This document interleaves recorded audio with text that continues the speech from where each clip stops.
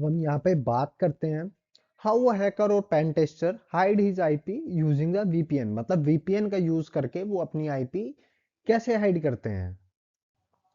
अब यहाँ एक इंपॉर्टेंट क्वेश्चन आता है, हैकर या पेन टेस्टर अपने आईपी एड्रेस को कैसे हाइड करते हैं। सबसे पहले ये समझना जरूरी है कि आईपी एड्रेस एक यूनिक आइडेंटिटी नंबर होता है जिसका किसी भी सिस्टम या लोकेशन उसके नेटवर्क ट्रेस किया जाता है, जिससे ठीक है।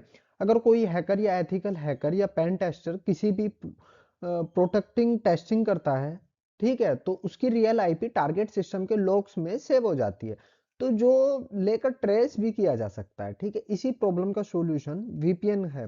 वीपीएन का फुल फॉर्म होता है वर्चुअल प्राइवेट नेटवर्क। ठीक है, जो भी पेनिट्रेशन टेस्टर वीपीएन यूज करते हैं तो उसका real IP address directly internet पर विजिबल नहीं होता, उसका ट्रैफिक पहले वीपीएन सर्वर के थ्रू होते हुआ जाता है। इसका मतलब ये है कि टारगेट सिस्टम को टेस्टर की असली आईपी नहीं पता होती, बल्कि वीपीएन सर्वर का आईपी एड्रेस दिखाई देता है। ठीक है, एग्जाम्पल, अगर टेस्टर इंडिया में वीपीएन यूज कर रहा है जर्मनी का, तो उस वो क्या कर रहा है, तो टारगेट लोग जो रिक्वेस्ट जर्मनी से आ रही है इंडिया में, ये प्रोसेस पेन टेस्टर के लिए इंपॉर्टेंट होता है। उनकी आइडेंटिटी सेफ रहती है, लोकेशन हाइड हो जाती है, टेस्टिंग ज्यादा सिक्योर हो जाती है। लेकिन वीपीएन का सिर्फ एथिकल हैकर और लीगल पेनिट्रेशन टेस्टिंग के लिए यूज होना चाहिए, जिससे परमिशन के साथ सिक्योरिटी टेस्टिंग होती है, ना कि इलीगल एक्टिविटीज के लिए इसका यूज होता है। वीपीएन पेनिट्रेशन टेस्टर को अपना आईपी एड्रेस हाइड करने में हेल्प करते हैं, ताकि वो सेफली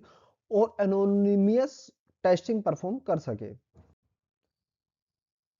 अब हम सीखेंगे वीपीएन कैसे यूज होता है। ठीक है, तो सबसे पहले हम टाइप करेंगे व्हाट इज माई आईपी। सबसे पहले तो हम अपनी आईपी ही चेक करेंगे कि हमारी आईपी क्या है सिस्टम की। ठीक है, आईपी चेक करने का मतलब ये होता है कि हमें पता चल जाता है हमारे सिस्टम की आईपी क्या है। ठीक है, आईपी से हमें पता चल जाएगा वीपीएन लगने के बाद क्या आईपी दे रहा है और उसके बाद क्या आईपी आ रही है। जैसे ये हमारी आईपी, एक आईपी आई, ओरिजिनल आईपी। ठीक है, ये आई, जो भी आईएसपी प्रोवाइडर है उसका नाम दिखा है, सर्विस ये है। अगर हम और डिटेल में जाना चाहे तो हम शो डिटेल पे क्लिक कर सकते हैं, इस पे। ठीक है, इस पे हम क्लिक कर सकते हैं।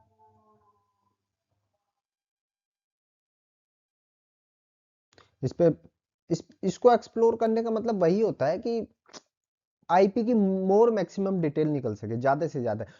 होस्ट नेम भी होस्ट नेम भी दिखा दिया, होस्ट नेम ये रहा, सर्विस सेंटर ये रहा, महाराष्ट्र ये रहा।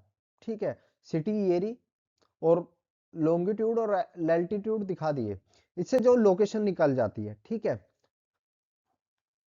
अब उसके बाद हम सर्च करेंगे बेटरनेट वीपीएन। बेटरनेट एक वीपीएन होता है, बेटरनेट भी। ठीक है, बेटरनेट एक वीपीएन होता है, और उसके बाद हम लिख देंगे क्रोम एक्सटेंशन। क्रोम के लिए एक्सटेंशन पे यूज करना। ठीक है, बेटरनेट वीपीएन को, ये रहा एक बेटरनेट वीपीएन। ठीक है, यहाँ पे आपको दिखा देगा वीपीएन। एक दूसरा भी वीपीएन है जिसको अब हम टाइप करेंगे। बेटरनेट वीपीएन भी अच्छा है, इसको हम डाउनलोड भी कर सकते हैं विंडोज के लिए या मैक ओएस के लिए, किसी के लिए भी हम डाउनलोड करके डायरेक्टली बेटरनेट वीपीएन को एक्टिवेट करके चला सकते हैं। ठीक है, पर्सनल यूज के लिए भी होता है, जो पेन टेस्टर होते हैं वो बेटरनेट वीपीएन का यूज करते हैं। एक दूसरा वीपीएन है VEEPN। ठीक है, VEEPN क्रोम एक्सटेंशन, जो फर्स्ट वाला ही आएगा उस पर ही हम क्लिक करेंगे। इसका नाम ही VEEPN होता है। ये इसमें कंफ्यूजन होने वाली बात नहीं होती, इसका नाम ही VEEPN ही होता है।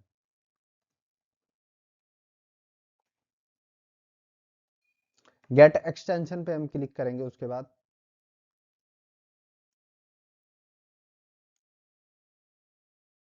इसके बाद ये दिखा रहा होगा ऐड टू क्रोम। इसके बाद हम ऐड टू क्रोम एक्सटेंशन पे क्लिक कर देंगे। That's it.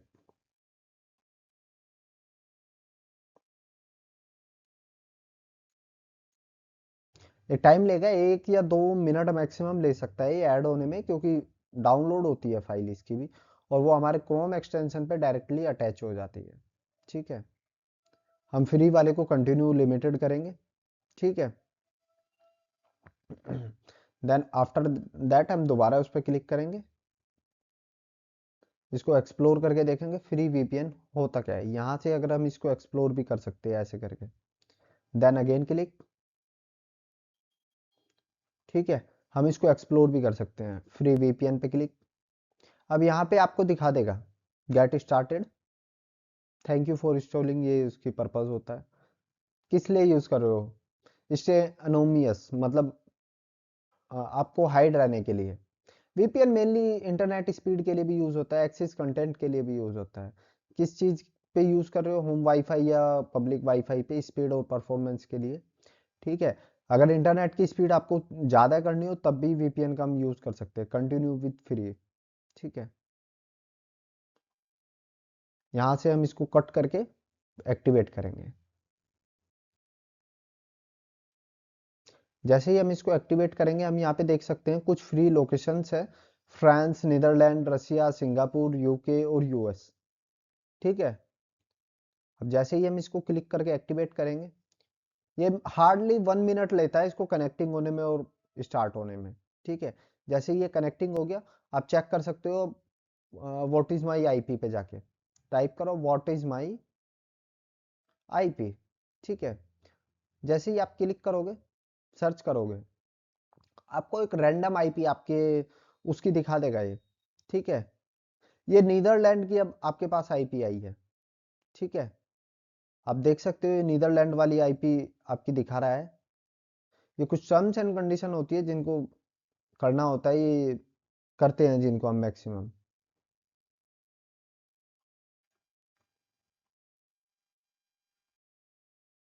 जैसे ही हम यहाँ पे इसको एक्सप्लोर करेंगे उसके बाद देखेंगे। ठीक है, वीपीएन अपना दोबारा हम यहाँ पे ये भी ट्राई कर सकते हैं, डिफरेंट डिफरेंट लोकेशन भी ट्राई कर सकते हैं। लाइक दैट अब हम ट्राई कर लेते हैं, यूएस की भी 2 लोकेशन दे रहा है, ओरेगन और वर्जीनिया। तो हम वर्जीनिया को ट्राई कर लेते हैं और फिर दोबारा सर्च करते हैं कि क्या ये रियली में काम कर रहा है या नहीं, हमारी आईपी हाइड हो रही है या नहीं।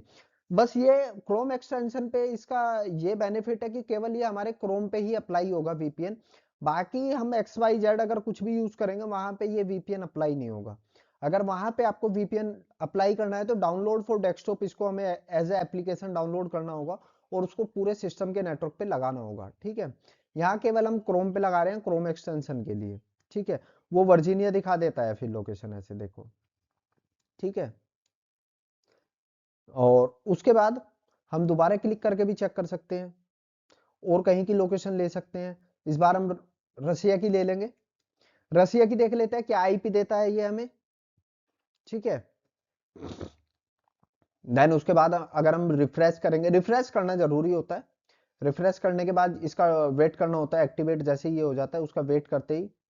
ठीक है, वेट किया, एक्टिवेट हो गया, देन टर्न ऑन। ठीक है, ये टर्न ऑन हो गया। ये टर्न ऑन होते ही ये दिखा देगा। जैसे ही अब हम इसको रिफ्रेश करेंगे तो ये हमें दिखा देगा हमारी आईपी क्या है। ये इसका एक बेनिफिट होता है, जहां का भी मैंने वीपीएन यूज किया वो दिखा देता है, वहां IPv4 दे रहा है मुझे, और ये दे रहा है रसिया की। और कौन सी सिटी की, सेंट पेटरबर्ग की मुझे आईपी दे रहा है ये। ठीक है, सिटी, रीजन और कंट्री भी दे देता है ये। और आईएसपी प्रोवाइड भी, इंटरनेट सर्विस प्रोवाइडर का नाम भी दिखा रहा है, SIA वेब्स। ठीक है, ऐसा नहीं है कि वीपीएन लगाने का बस ये फायदा होता है कि हम जंप कर सकते हैं one country to another country, हम वीपीएन लगा के जंप कर सकते हैं, अपनी आईपी हाइड कर सकते हैं टोटली डिटेल। इससे हमारी आईपी हाइड हो जाती है, one country to another country. अब हम बात करते हैं प्रॉक्सी सर्वर। प्रॉक्सी सर्वर एक बीच का एजेंट होता है जो आपके डिवाइस और इंटरनेट के बीच में काम करता है। ठीक है, जब आप डायरेक्टली किसी वेबसाइट को एक्सेस करते हो तो वेबसाइट आपकी रियल आईपी दिखा देता है, लेकिन जब आप प्रॉक्सी यूज करते हो तो आपकी रिक्वेस्ट पहले प्रॉक्सी के पास जाती है और फिर प्रॉक्सी वेबसाइट से बात करता है। ठीक है, इसका मतलब ये हुआ वेबसाइट को आपका आईपी एड्रेस नहीं पता होगा, बल्कि प्रॉक्सी सर्वर का आईपी एड्रेस दिखाई देता है। ठीक है, उसमें एक मोबाइल के बीच में लॉक बना हुआ है, ठीक है, और दोनों साइड में भेज देता है। ये दिखाता है कि प्रॉक्सी एक मिडल लेयर की तरह काम करता है, ठीक है। प्रॉक्सी का यूज कहाँ कहाँ हम कर सकते हैं? आईपी हाइड करने के लिए प्रॉक्सी का यूज, ब्लॉग वेबसाइट कंटेंट के लिए प्रॉक्सी का यूज, स्कूल या ऑफिस में नेटवर्क में फिल्टरिंग के लिए हम यूज कर सकते हैं। लेकिन यहाँ एक इंपॉर्टेंट बात यह है, प्रॉक्सी सर्वर इंक्रिप्शन प्रोवाइड नहीं करता, ये इंक्रिप्शन नहीं देता। मतलब डेटा सिक्योर हो या ना हो ये जरूरी नहीं है, अगर प्रॉक्सी ट्रस्टेड नहीं है तो आपका डेटा रिस्क में भी हो सकता है। इसलिए प्रॉक्सी का यूज ज्यादातर बेसिक एनोमियस या सिंपल एक्सेस कंट्रोल के लिए होता है। हाई सिक्योरिटी के लिए सिर्फ प्रॉक्सी पर डिपेंड करना ऑप्शन नहीं होता, ठीक है। प्रॉक्सी आईपी हाइड कर देता है लेकिन स्ट्रॉन्ग इंक्रिप्शन या स्ट्रॉन्ग सिक्योरिटी की गारंटी नहीं देता। इसलिए हम हमेशा समझते हैं या ये डिसाइड करते हैं कि प्रॉक्सी कब और किस पर्पस के लिए लगानी चाहिए। अब हम बात कर रहे हैं प्रॉक्सी सर्वर के बारे में, और ज्यादा एक्सप्लेन करते हैं। सिंपल वर्ड्स में प्रॉक्सी सर्वर एक मिडल मैन होता है जो आपके डिवाइस और इंटरनेट के बीच में काम करता है। जब आप मोबाइल या लैपटॉप कोई भी वेबसाइट ओपन करते हैं, नॉर्मली रिक्वेस्ट डायरेक्टली वेबसाइट तक नहीं जाती है। लेकिन जब आप प्रॉक्सी का यूज करते हैं तो वो रिक्वेस्ट आपसे सबसे पहले प्रॉक्सी सर्वर के पास जाती है और फिर प्रॉक्सी सर्वर उस रिक्वेस्ट को इंटरनेट पर फॉरवर्ड कर देता है। इसका मतलब क्या हुआ? वेबसाइट को आपका रियल आईपी नहीं दिखता बल्कि प्रॉक्सी सर्वर का आईपी एड्रेस दिखता है। इसी वजह से प्रॉक्सी सर्वर का आइडेंटिटी आईपी को हाइड करना किया जाता है, ठीक है। आपकी आइडेंटिटी को वो प्रॉक्सी हाइड कर देता है, ठीक है। तो आप नॉर्मली देख सकते हो डिवाइस से रिक्वेस्ट प्रॉक्सी सर्वर तक जाती है और प्रॉक्सी सर्वर उस रिक्वेस्ट को इंटरनेट तक लेके जाता है। रेस्पॉन्स वापस इसी रूट से आता है। प्रॉक्सी सर्वर एक और इंपॉर्टेंट यूज करता है एक्सेस कंट्रोल। जैसे स्कूल या कॉलेज या ऑफिस में कोई भी वेबसाइट ब्लॉक हो जाती है, वहां पर प्रॉक्सी सर्वर डिसाइड करता है कि कौन सी वेबसाइट अलाउ होगी और कौन सी वेबसाइट ब्लॉक होगी। इसके अलावा प्रॉक्सी सर्वर स्पीड इंप्रूव करने में हेल्प करता है। अगर कोई वेबसाइट पहले से ही प्रॉक्सी सर्वर या कैशेज में सेव है तो वेबसाइट जल्दी लोड हो जाती है, क्योंकि बार बार इंटरनेट से डेटा मांगने की जरूरत नहीं पड़ती उसको। लेकिन एक बात याद रखनी चाहिए, प्रॉक्सी सर्वर इंक्रिप्शन प्रोवाइड नहीं करता जैसे वीपीएन इंक्रिप्शन प्रोवाइड कर देता है। इसलिए प्रॉक्सी सिर्फ बेसिक एनोमियस के लिए होता है, एनोमिटी के लिए होता है, ठीक ठाक होता है, हाई लेवल की सिक्योरिटी के लिए नहीं होता। प्रॉक्सी सर्वर डिवाइस और इंटरनेट के बीच एक गेट कीपर होता है जो आईपी हाइड करता है एक्सेस कंट्रोल देने के लिए, और कभी कभी परफॉर्मेंस भी इंप्रूव कर देता है। ये सिंपल वर्ड्स में ये है, मतलब जब हम आप अपने डिवाइस में इंटरनेट से कोई भी वेबसाइट ओपन करते हैं तो आपकी रिक्वेस्ट डायरेक्टली वेबसाइट तक नहीं जाती, पहले वो प्रॉक्सी सर्वर के पास जाती है, ठीक है। प्रॉक्सी सर्वर आपकी रिक्वेस्ट को रिसीव करता है, उसी रिक्वेस्ट को फिर वो वेबसाइट तक फॉरवर्ड कर देता है। वेबसाइट को लगता है कि रिक्वेस्ट प्रॉक्सी सर्वर से आ रही है, ना कि डायरेक्टली आपके डिवाइस से आ रही है। इसके सबसे बड़ा फायदा ये होता है कि आपकी रियल आईपी एड्रेस हाइड हो जाता है। वेबसाइट को आप एक ऐसी लोकेशन या आइडेंटिटी डायरेक्टली नहीं पता चल पाती कि कहां से आ रही है, ठीक है। एक साइड पर यूजर डिवाइस, बीच में प्रॉक्सी सर्वर और दूसरी साइड पर इंटरनेट वेबसाइट, यानी पूरा ट्रैफिक पहले से ही प्रॉक्सी के थ्रू पास होता है। एक इजी एग्जांपल ये है कि मान लो आप किसी दोस्त को बोलते हो कि वो आपकी जगह जाकर कोई काम करे, उसी जगह पर लोग आपके दोस्त को देखेंगे, आपको नहीं। बल्कि वैसे ही प्रॉक्सी सर्वर आपकी जगह इंटरनेट पर बात करता है। प्रॉक्सी सर्वर का यूज कई जगह होता है, प्राइवेसी को इम्प्रूव करना, ब्लॉग वेबसाइट कंटेंट के लिए, ट्रैकिंग और मॉनिटरिंग के बीच के लिए, और पेनिट्रेशन टेस्टिंग के लिए ये काम होता है, या एथिकल हैकर इसको टाइम के लिए यूज करते हैं। लेकिन एक बात याद रखें, प्रॉक्सी सर्वर इंक्रिप्शन जरूरी नहीं है कि देता है, वैसे ही वीपीएन देता है। इसलिए सेंसिटिव डेटा को हमेशा ट्रस्टेड प्रॉक्सी या सिक्योर सॉल्यूशन से ही करना चाहिए। प्रॉक्सी सर्वर एक मीडिएटर है, आपके आईपी एड्रेस को हाइड करता है, इंटरनेट से एक्सेस आपको इनडायरेक्टली दे देता है।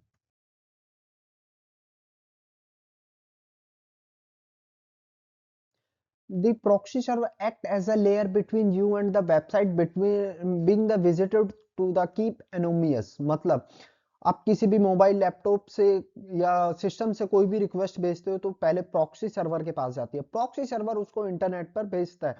तो क्या होता है, इंटरनेट को आपका पता ही नहीं होता कि रिक्वेस्ट कहां से आई है, वो सीधा प्रॉक्सी को रेस्पॉन्स करता है, प्रॉक्सी आपको रेस्पॉन्स कर देता है, ठीक है। इसलिए आप इंटरनेट की दुनिया में आप सेफ हो जाते हो, ठीक है, प्रॉक्सी के थ्रू। क्योंकि प्रॉक्सी सर्वर मिडल में होता है, आप रिक्वेस्ट बाईपास होती है सीधा प्रॉक्सी सर्वर से और इंटरनेट को जाती है।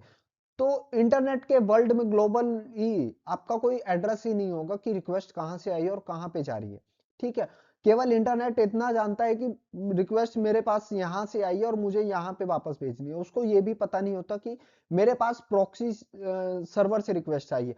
प्रॉक्सी सर्वर ही रिक्वेस्ट भेजता है, प्रॉक्सी सर्वर ही अपने पास वापस रेस्पॉन्स ले लेता है और प्रॉक्सी सर्वर ही आपको वापस डायरेक्ट कर देता है। लेकिन इसकी एक खास बात होती है, ये इंक्रिप्शन प्रोवाइड नहीं करता। अगर बीच में कोई इस पे अटैक हो जाए प्रॉक्सी सर्वर पे, तो कोई भी अनदर पर्सन रीड कर सकता है इसको।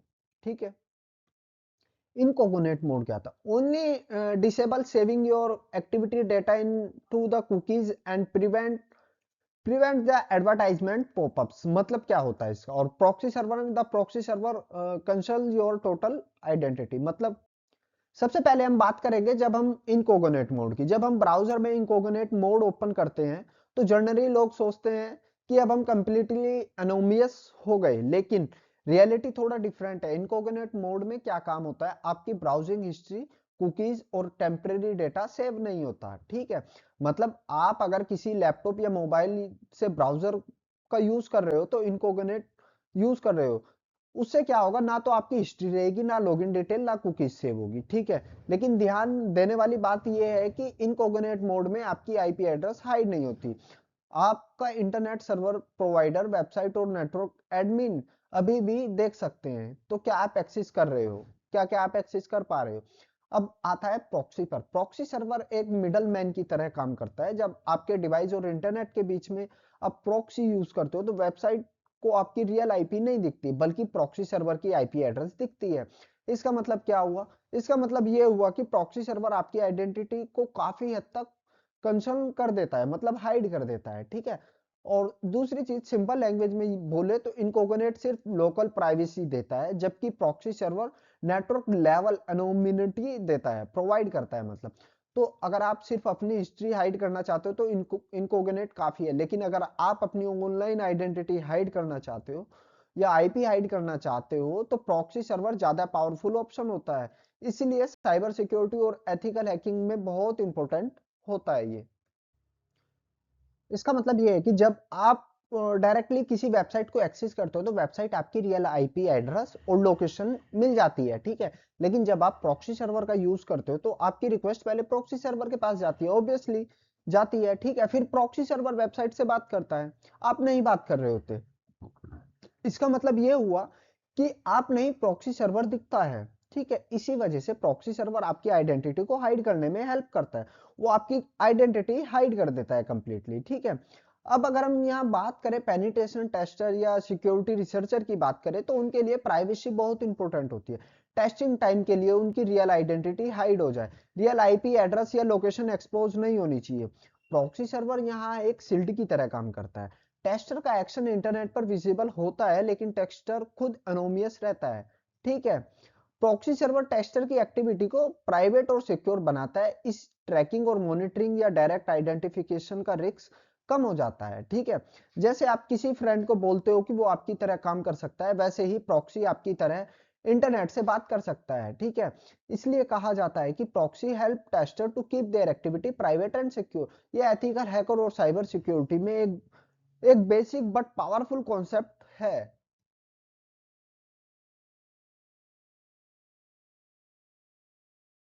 अब हम बात करते हैं प्रॉक्सी का मेन पर्पस क्या होता है, what is the purpose of. अब कुछ ना कुछ पर्पस तो होता होगा।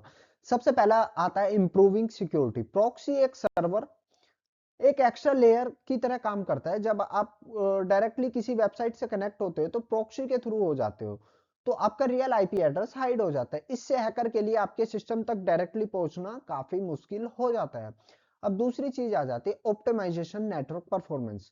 Proxy server frequently data caches को रिक्वेस्ट, इसका मतलब जब आप फ्रीक्वेंटली सेम वेबसाइट या सेम कंटेंट बार बार एक्सेस कर रहे हो तो प्रॉक्सी सर्वर उसे फास्ट डिलीवर कर देता है। इससे इंटरनेट स्पीड बेटर हो जाती है। ठीक है, अब एक चीज आ जाती है यहाँ पे, enhancing the anonymity and during the pen tester.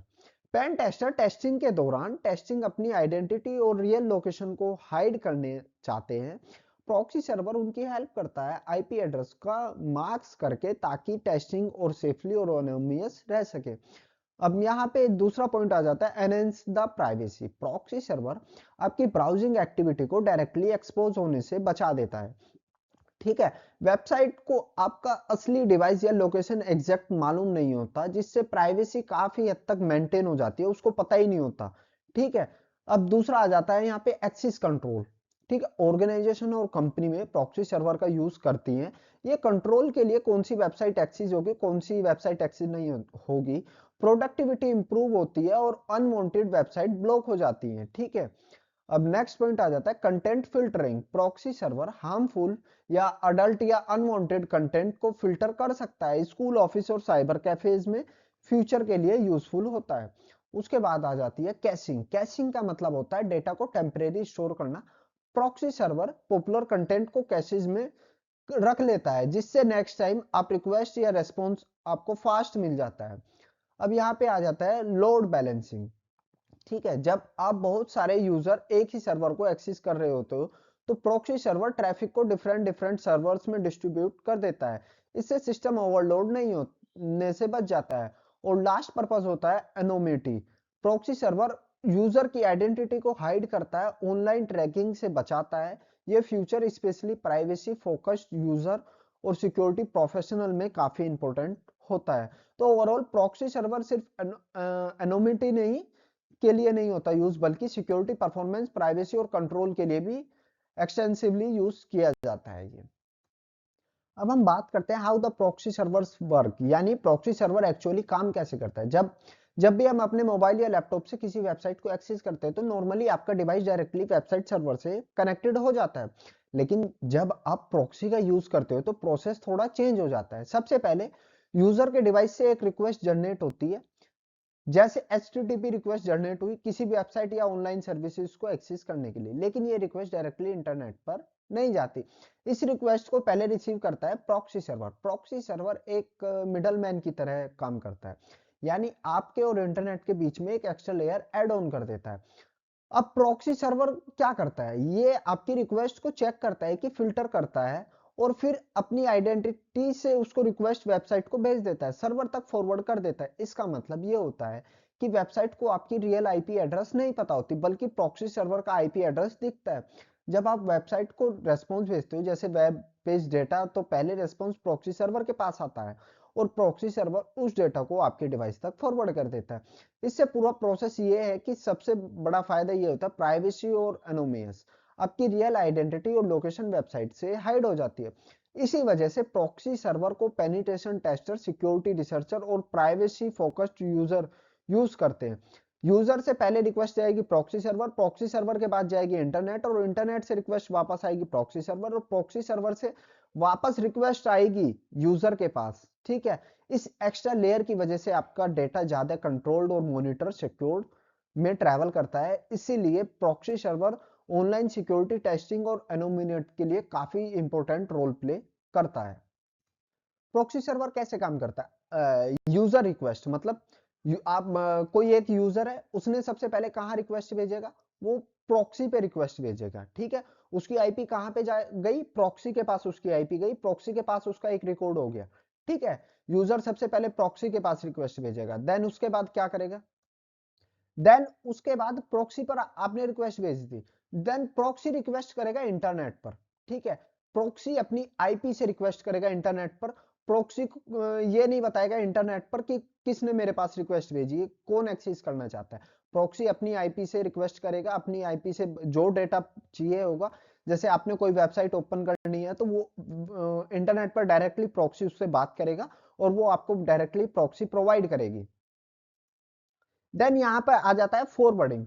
ठीक है, इंटरनेट अब क्या करता है भाई, इंटरनेट के पास किसी ने कोई रिक्वेस्ट भेजी, तो इंटरनेट का काम है उस रिक्वेस्ट को फॉरवर्ड करना। इंटरनेट क्या काम करता है, इंटरनेट वापस रिक्वेस्ट प्रॉक्सी के पास फॉरवर्ड कर देता है। ठीक है, इंटरनेट के पास कोई भी रिक्वेस्ट कैसी भी गई, इंटरनेट कुछ नहीं देखता, जैसा आपने सर्च किया वैसा ही इंटरनेट आपके पास फॉरवर्ड कर देता है। फिर यहाँ पे आपके टारगेट सिस्टम तक वो रिक्वेस्ट फॉरवर्ड आ जाती है। अब वेबसाइट रेस्पॉन्स, यानी कि इंटरनेट पर आपने कोई वेबसाइट की रिक्वेस्ट भेजी, वेबसाइट ने डायरेक्टली प्रॉक्सी को रिक्वेस्ट करेगा, प्रॉक्सी को डायरेक्टली रिक्वेस्ट करी, ठीक है, इसमें आपका अभी सिस्टम नहीं आया है, इसने डायरेक्ट वेबसाइट के लिए हमने रिक्वेस्ट करी प्रॉक्सी सर्वर से, तो वो प्रॉक्सी को रेस्पॉन्स देगा, प्रॉक्सी रेस्पॉन्सिबल करेगा, प्रॉक्सी हमें रेस्पॉन्स देगा कि वेबसाइट ओपन हुई या नहीं हुई, वेबसाइट स्लो चल रही है, फास्ट चल रही है, तो proxy will responsible for the website opening. ठीक है, यहाँ पे प्रॉक्सी रेस्पॉन्सिबल होगा। अब क्या होगा, प्रॉक्सी के पास रिक्वेस्ट आ गई, प्रॉक्सी वापस क्लाइंट के पास मतलब यूजर के पास वापस रिक्वेस्ट भेज देगा। ठीक है, आपने कुछ भी सर्च किया www.google.com, तो वो प्रॉक्सी के पास गई, प्रॉक्सी ने इंटरनेट पे सर्च किया, इंटरनेट ने वापस प्रॉक्सी को दिया, प्रॉक्सी ने वापस आपको दिया, तो ये पूरा प्रोसेस चलते हुए आपके पास आता है। ये एक्स्ट्रा और एडिशनल लेयर आपको प्रोवाइड कर देता है यहाँ पे कि आपकी रियल आईपी और आपकी आइडेंटिटी इंटरनेट पर पूरी टोटली हाइड हो जाती है, यही नहीं पता होता कि रिक्वेस्ट कहाँ से आई है, और आपकी आईपी भी लॉग फाइल में सेव नहीं होती जहां आप रिक्वेस्ट करते हो। अब हम सीखेंगे कि प्रॉक्सी का यूज हम कैसे करते हैं, मतलब प्रॉक्सी कैसे यूज होती है। ठीक है, प्रॉक्सी का यूज कैसे होता है, सबसे पहले हम अपने क्रोम में जाएंगे, नॉर्मली मैं यूज कर रहा हूँ क्रोम के लिए। फिर मैं क्रोम पे जाके सबसे पहले क्या काम होता है हमारा, क्रोम पे जाएंगे, वहां पे मैं चेक करूंगा मेरी आईपी क्या है। मैं सबसे पहले अपनी आईपी एड्रेस ही चेक करूंगा ना कि भाई मेरी आईपी एड्रेस कहाँ पे लोकेट कर रही है, अभी कहाँ की लोकेशन है, कौन आईएसपी है, उसके बाद ही तो मैं देखूंगा कि प्रॉक्सी विल वर्क और नॉट। ठीक है, तो मैं अपनी आईपी एड्रेस चेक करूंगा। ठीक है, जैसे कुछ वेबसाइट्स इंडिया में बैन होती है, हम प्रॉक्सी के थ्रू उन वेबसाइट्स को ओपन कर सकते हैं। ठीक है, प्रॉक्सी का यूज करके। ठीक है, अभी मैंने देख लिया, मेरा दिखा रहा है, 2-3 बार रिफ्रेश करेंगे मेरी सेम आईपी दिखाएगा, सेम आईएसपी दिखाएगा। ठीक है, सिटी दिखाएगा और रीजन दिखाएगा और कंट्री दिखाएगा, मेरा सेम दिखाएगा ये। ठीक है, सो मोर डिटेल में अगर मैं चेक करूंगा आईएसपी कौन है, अग्रवाल टेक्नोलॉजी, लाइक दैट, ये एक एग्जांपल के लिए है, सर्विस क्या है या कंट्री क्या है, ये सब मुझे यहाँ पे दिखाएगा। देन फिर मैं यहाँ पे प्रॉक्सी के लिए यूज करूंगा हाई डॉट मी, मतलब मुझे हाइड करना है हाई डॉट मी प्रॉक्सी। मैं इसको सर्च करूंगा हाई डॉट मी प्रॉक्सी, ये एक एक्सटेंशन भी होती है। ये आ गया, ये एक वीपीएन की तरह ही होता है, लेकिन ये एक ब्राउजर होता है, जैसे टोर ब्राउजर होता है, उसका भी मैं यूज करना सिखाऊंगा। ये एक ब्राउजर आ गया। अब आपको कुछ भी डायरेक्टली अगर सर्च करना है तो ब्राउजर अनोमियस पे आप डायरेक्टली फाइल को सर्च कर सकते हो। यहाँ पे अगर आप सर्च करोगे कुछ भी XYZ, तो आपकी आईपी वहां पे हाइड हो जाएगी, यही नहीं पता चलेगा कि रिक्वेस्ट किसने की है, बस डायरेक्टली ये होगा कि हमारे पास प्रॉक्सी यानी कि किसी ब्राउजर से रिक्वेस्ट आई है और हमें वापस उसको रेस्पॉन्स करना है। अब कोई भी चाइनीज एक वेबसाइट में उठा लेता हूँ, BDU.com, ये एक चाइनीज वेबसाइट है, ये इंडिया में कभी कभी बैन होती है। ठीक है, तो मैं इसको अगर प्रॉक्सी से खोलूंगा, मैं इसको डायरेक्टली प्रॉक्सी पे सर्च कर देता हूँ, तो प्रॉक्सी प्रॉक्सी डायरेक्टली इसको रेस्पॉन्स कर देगी, ये चाइनीज वेबसाइट है, यहाँ पे हमारा डेटा भी सिक्योर नहीं होता। तो हम अगर चाइनीज वेबसाइट से बात करनी है किसी भी, इंडिया कंट्री का रूल है कि चाइनीज वेबसाइट बैन है, तो मैं डायरेक्टली क्या करता हूँ, प्रॉक्सी के थ्रू उस चाइनीज वेबसाइट को या किसी भी कोई भी ऐसी वेबसाइट जो इंडिया में बैन है, हम उसको through the proxy definitely open कर सकते हैं, इजीली इजीली वे में हम उसको डायरेक्टली ओपन कर सकते हैं। ये देखिए, डायरेक्टली एक सर्च इंजन की तरह हो गया, जैसे हमारे यहाँ गूगल सर्च इंजन होता है, ऐसे ही एक वीडियो.com, वहां पे उनके सर्च इंजन होता है चाइनीज का, यहाँ पे आप जो भी सर्च करोगे वो चाइनीज लैंग्वेज में सर्च होगा। ठीक है, ये एक चाइनीज लैंग्वेज में काम करता है। अब दूसरी चीज, एक वेबसाइट और है टिकटॉक, ये इंडिया में बैन है, 2020 उससे 2020 से ये बैन है, 29 जून 2020 से। अब मैं टिकटॉक को ट्रैक करूंगा थ्रू द प्रॉक्सी। अब मैं टिकटॉक को भी ओपन करना चाहूंगा, टिकटॉक को डायरेक्टली गो करूंगा। ठीक है, टिकटॉक डायरेक्टली लोडिंग में थोड़ा टाइम ले रहा है, क्योंकि प्रॉक्सी में कभी कभी आपका इंटरनेट स्लो भी हो जाता है, लेकिन ये ओपन हो जाएगी। देखिए, जैसे ये दिखाया हुआ है, ये बैन है। ठीक है, अब मैं यहाँ पर और कुछ भी अगर सिंपली सर्च करूंगा, जैसे मैं यहाँ पे भी, ये ब्राउजर की तरह है प्रॉक्सी, यहाँ पर भी अगर मैं डाल देता हूँ, ये इंडिया में नोट फाउंड दिखाता है, URL। ठीक है, इंडिया में भी एक लगा हुआ है सर्वर जो बाहर की वेबसाइट्स को बैन कर देता है, लोड होने में थोड़ा टाइम ले रही है, क्योंकि टिकटॉक बाहर की कंट्री में बहुत फेमस और बहुत पॉपुलर वेबसाइट है, वहाँ टिकटॉक रील्स के लिए। ठीक है, मैं यहाँ पे डायरेक्टली भी आपको डाल के दिखा रहा हूँ, ये है। अब मैं डायरेक्टली आपको कंट्री चेंज करके दिखा देता हूँ, मैं जर्मनी में कर लेता हूँ, क्या है। ठीक है, ये प्रॉक्सी सर्वर की ब्राउजर की अलाउ होती है, कुकीज जो भी ब्राउजर में होगी वो डायरेक्टली ओपन कर देगी। देखिए ये किसी भी कंट्री में ये ओपन हो जाएगी, ये डायरेक्टली ओपन ले लेगा। अगर आपके इंटरनेट की स्पीड थोड़ा फास्ट है, अभी इंटरनेट की स्पीड थोड़ा स्लो हो सकती है, ये इसलिए इसको एक्सेस करने में डिफिकल्टी ले रहा होगा, ठीक है। यहाँ पे आप डायरेक्टली इसको देख सकते हो, ये ज्यादा स्क्रॉल करोगे, वेट करोगे 1 या 2 मिनट का, अगर आप इसको वेट करोगे तो ये डायरेक्टली आपको दे देगा, ठीक है। यही प्रॉक्सी का यूज होता है, ठीक है। आपको आपकी आईपी हाइड हो जाए और आपके एक मैन इन मिडल हो जाता है, टोर ब्राउजर की तरह काम करता है। यहाँ पता ही नहीं होता कि कौन रिक्वेस्ट भेज रहा है और कौन रिक्वेस्ट नहीं भेज रहा है इंटरनेट पर। यहाँ नॉर्मली आप ही रिक्वेस्ट भेज रहे होते हैं, ठीक है। और ये रिक्वेस्ट भेजने के बाद यहाँ पे आप अपना यूआरएल डाल सकते हो, ये यहाँ पे यूआरएल डाल सकते हो, ये एक ब्राउजर की तरह काम करता है। यहाँ पे जो भी वेबसाइट आपको खोलनी है, यहाँ पे आप यूआरएल डाल दो, ये डायरेक्टली आपकी वेबसाइट खोल के ओपन करके दे देगा, ठीक है। यहाँ एक यूआरएल की तरह काम कर रहा है ये।